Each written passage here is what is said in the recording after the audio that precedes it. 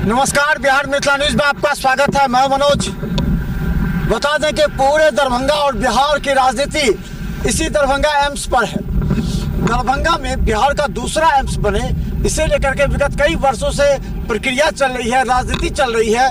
इसी पर vote bank को लेकर के एक दूसरे पर आरोप प्रत्यारोप लगा रहे हैं। हम देखें, ये है बाईपास, जो ये सीधा एकमी से लेकर के शोभन का है। शोभन से 1.5 किलोमीटर की दूरी पर आपको पड़ेगा ये जहाँ एम्स का निर्माण होने वाला है। और इसके अलावा बता दें कि अगर हम एकमी से कहें तो एकमी से 6 किलोमीटर की दूरी, तो दोनों दूरी के बीच, दोनों के यानी एकमी और शोभन के बीच में यहाँ पर एम्स का निर्माण होना अब तय हो गया है। एक बार महागठबंधन के नेता धरना पर बैठे, फिर भाजपा के नेता धरना पर बैठ गए। और इसके बाद बता दें कि जब धरना पर बैठने के बाद राजनीति जब गर्म हो गई, तब एक बार केंद्र सरकार ने पत्र भेज दिया बिहार सरकार को कि ठीक है, आप हमें मिट्टी भरा करके बिजली पानी की व्यवस्था करके दें, तब हम अप्रूवल कर देंगे, एनओसी दे देंगे। इसके बाद बिहार सरकार ने वादा किया और इसे केंद्र सरकार को भेज दिया। आपको मालूम होगा कि 309 करोड़ रुपए का पहले यहाँ पर मिट्टी भराने के लिए टेंडर निकल गया था। और अब स्थिति यह है कि केंद्र सरकार के पत्र आने के बाद बिहार सरकार अब जल्दी से मिट्टी भराएगी, जल्दी प्रक्रिया प्रारंभ होगी। और संजय झा जो जल संसाधन मंत्री हैं, उन्होंने कहा कि हम अपने विभाग से 6 माह के अंदर इसको भर देंगे और बना देंगे उस लायक। तो हमारे साथ बबलू सानी है, जिला परिषद, और खासकर हनुमान नगर और बहादुरपुर दोनों के बीच में है। तो हम एक चीज जानने का प्रयास करेंगे। बबलू जी, थोड़ा आप क्या लगा? पहले तो आप लोग बहुत परेशान थे, दौड़ रहे थे, धूप रहे थे, राजनीति हो रही थी, अब क्या लगता है, अब क्या होगा? देखिए, सबसे पहले आपके बिहार मिथिला न्यूज चैनल के जितने भी दर्शक हैं, श्रोता है, सबको बहुत बहुत धन्यवाद, स्वागत है सर। इसमें जितने भी राजनीतिक पार्टी है, केंद्र सरकार हो और बिहार सरकार, जो 2024 के चुनाव पर टिकी हुई एम्स, एक हम लोगों को डर होता है कि कहीं ये 2024 के चक्कर, चुनाव के चक्कर में मोदी जी के द्वारा ये एम्स कहीं भेंट न चढ़ जाए और कहीं किसी और दूसरे स्टेट में न दे दे।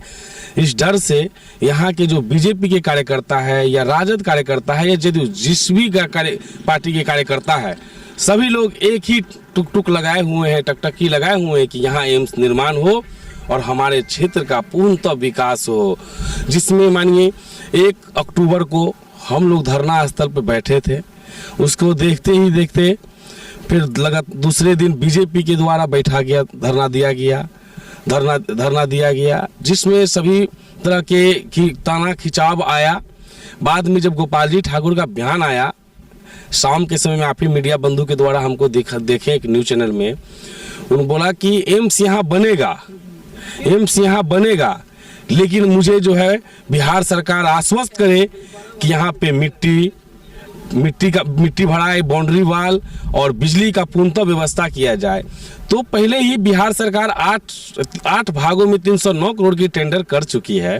तो फिर ये जुमलाबाजी किस बात की? अगर आप सांसद गोपाल जी ठाकुर सही मायने में चाहते हैं कि यहाँ एम्स बने और दिल्ली में जो गलत जाके रिपोर्ट देते हैं, उसको अगर सुधारना चाहते हैं और सही में एम्स बनाना चाहते हैं, तो इसको सबसे पहले तो लो लैंड जो जमीन घोषित करवाए हैं उसको आप एनओसी दिलवाइए।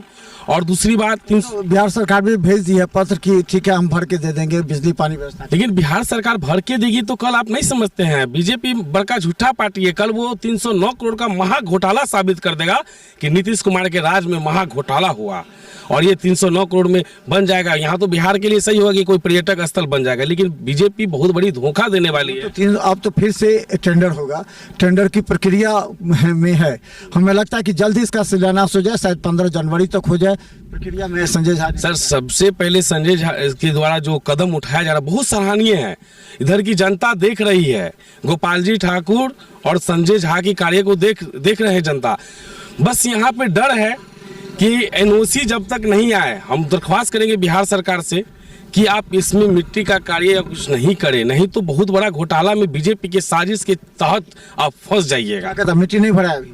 नहीं, मिट्टी नहीं बनाना चाहिए जब तक एनओसी नहीं आ जाए भारत सरकार के द्वारा। और ये सांसद जो तो बीजेपी दिखार हो जाएगी। और अच्छा, एक चीज बताइए, कहाँ से ये लिमिटेशन है? दिखाइए उस तरफ, उधर दिखाइए। इधर दिखाई कहाँ अब ये लिमिटेशन। जो पोल देख रहे हैं, हाँ। इस पोल से इस साइड उत्तर साइड ये जो बिजली का पोल जा रहा बिजली है, का पोल जो है उसके उत्तर साइड एम्स की जमीन है, जो कि बलिया मौजे में आती है। बहादुरपुर प्रखंड एवं हनुमान नगर प्रखंड की जमीन है, जिसमें 6 खेसरा है, खाता संख्या है।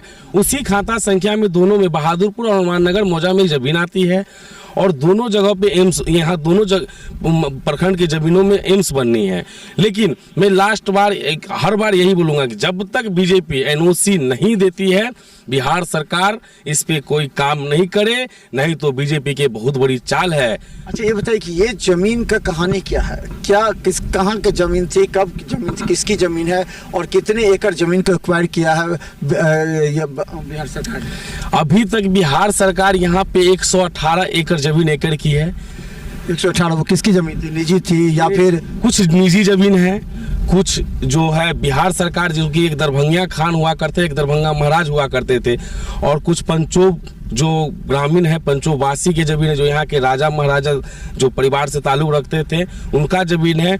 यहाँ पे आम जनों का भी जमीन है, और कुछ जो गुदरी बाजार के जो कुछ जमीन खरीद बिक्री करने वाले है उनका भी जमीन है, जो औने पौने दाम में 6,000-7,000 के कट्ठा खरीद के रखे हुए जमीन, उसका भी जमीन है। लेकिन हम तो सरकार से दरख्वास्त करें, जब एम्स बनेगी तो यहाँ की जितने भी किसान हैं जो खेती अभी कर रहे हैं, वो उसको सही उचित मुआवजा दिया जाए, उसके बाद एम्स का निर्माण कराया जाए। लेकिन जब तक एनओसी भारत सरकार नहीं देगी। अच्छा ठीक है, बताइए इस क्षेत्र का सब कहते हैं, भोला यादव भी बोले, संजय झा भी बोले, नीतीश कुमार भी बोले, सब कह रहे हैं कि इस क्षेत्र का विकास, क्या विकास होगा, क्या उम्मीद रखे हैं आप सरकार? देखिए, सबसे बड़ी तो दरभंगा एक बहुत बड़ी जाम से निजात पा जाएगी।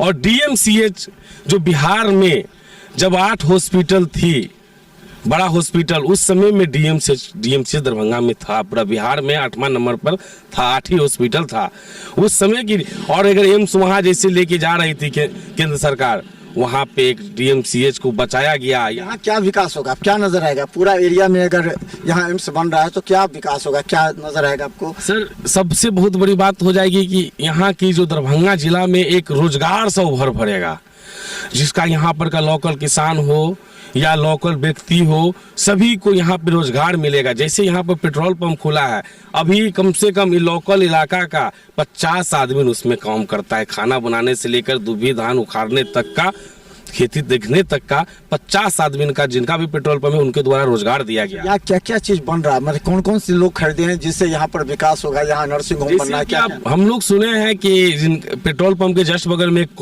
हॉस्पिटल खोलने वाले प्राइवेट जो बड़ा हॉस्पिटल है हाईवे के साइड में। उसके बाद यहाँ पे एक बहुत ही बड़े फ्रेंचाइजी के द्वारा एक स्कूल खोलने वाले हैं, और आगे एक पिंक सिटी बनाया जा रहा है, जो कि आपको घर बना के आगे 10 साल 15 साल में आपको घर बना के देगी, अभी बुक कर रहा है। तो बहुत तरह का विकास हो रही है। और यहीं वो एम्स के एरिया से कितना बाहर है, एम्स के एरिया के अंदर है? वो एम्स के एरिया से जस्ट सटा हुआ है। अगर सरकार एक्वायर करेगी तो मुझे नहीं लगता है कि जमीन आएगी, लेकिन एक्वायर सरकार तो करेगी ही। तो फिर उसका भी आ जाएगा, उसमें ग्रीन सिटी का भी आ जाएगा? जी, थोड़ा पार्ट आ जाएगा, थोड़ा 25% आ जाएगा उसका। तो अब एक चीज बताइए कि अब रेट किसका भाग रहा है? अब यहाँ के किसानों को चेहरे पर खुशी, बोले थे कि किसानों का जो पहले 1000 रुपये था अब लाखों में आ गया, तो अभी रेट किया जा रहा है इस तरह का। अचानक सूचना मिली, फिर रेट कम हो गया था, फिर अब हो गया कि नहीं एम्स बन सकता है, तो फिर रेट बढ़ गया। जी, जिस दिन से धरना प्रदर्शन हुई थी दोनों पार्टियां के द्वारा, उसके जस्ट तीसरे दिन से जमीन की रेट फिर से आसमान छूने लगी, और यहाँ के किसान को फायदा हो रही है। जो जमीन उसका 6-7 हज़ार का कट्ठा बिकता था, आज 5-7 लाख का कट्ठा बिक रहा है, 10 लाख का कट्ठा बिक रहा है। तो खुशी तो आनी चाहिए ना, जिसका कोई वैल्यू नहीं था, वो बिहार सरकार और भारत सरकार जब एम्स बनाएगी तो ये जनता कभी भूलने वाली नहीं है। किसानों को लग रहा है कि वो अपनी जमीन बेचेंगे या फिर क्या? देखिए, जिस किसान के पास अगर 1 बीघा जमीन है, उनके पास पैसा नहीं है, तो 5 कट्ठा बेच के उसी में रोजगार कर लेंगे ना, उसी जमीन में रोजगार खोल लेंगे। ये तो बहुत बड़ी बात है, तो सब जगह होता है। अच्छा, एक समय भी उठा था ये जो हाई एक्सटेंशन तार है, इसका क्या है? ये तो एक समस्या थी। सर, आप एनओसी दीजिए, बिहार सरकार हर चीज करने में क्षमता रखती है। कितना दिन में भर सकता है आपके अंदाज से? सर, बिहार सरकार जितनी जल्दी में है, मुझे लगता है अभी एनओसी दे दे आज से कल तक में, तो विधानसभा के चुनाव से पहले तक आपको नजारा दिख जाएगा। तो हम बता दें दरभंगा एम्स का ये देखिए पूरा जगह, ये सब दरभंगा एम्स के लिए है। दिखाइए थोड़ा पूरा एरिया दिखाइए। ये जो हम आपको दिखा रहे हैं वो जो स्थल है वो हाई एक्सटेंशन तार जहाँ से गया है उसके पास सीधा यहाँ से लेकर के 81 एकड़ 118 एकड़ तक का यहाँ पर आपको कंप्लीट, अभी हालांकि निजी के हाथ में है, वो अपना खेती कर रहे हैं, लेकिन ये निश्चित तौर पर एम्स के लिए जो जगह वो चिन्हित किया गया है 118 एकड़। इसके बाद जल संसाधन मंत्री संजय झा ने कहा कि अगर एनओसी हमें दे दे तो हम इसे 6 माह के अंदर पूरा इसको हम भर देंगे, इस पूरे एरिया का स्वरूप बदल जाएगा, बिजली और पानी भी मिल जाएगी। अब देखना है कि बीजेपी के जो पॉलिटिकल पार्टी और सांसद हैं वो क्या करते हैं, वो क्या जवाब देते हैं, क्योंकि जनता अब देख रही है। और एक बार हम बता देते, वोटिंग अगर इस बार होगी तो दरभंगा एम्स के नाम पर होगी, ये बात आप लोग समझ लीजिए, जनता कह रही है। हम आपको दिखाएंगे, इसलिए तमाम उन नेताओं को जो भाजपा के हो या फिर महागठबंधन के हो, दोनों के प्रत्याशियों को सोचना पड़ेगा कि एम्स के प्रति उनका रुख सकारात्मक होना चाहिए। देखिए बिहार मिथिला न्यूज़ यूट्यूब में भी सब्सक्राइब कीजिए और GTPL सिटी केबल पर भी। धन्यवाद।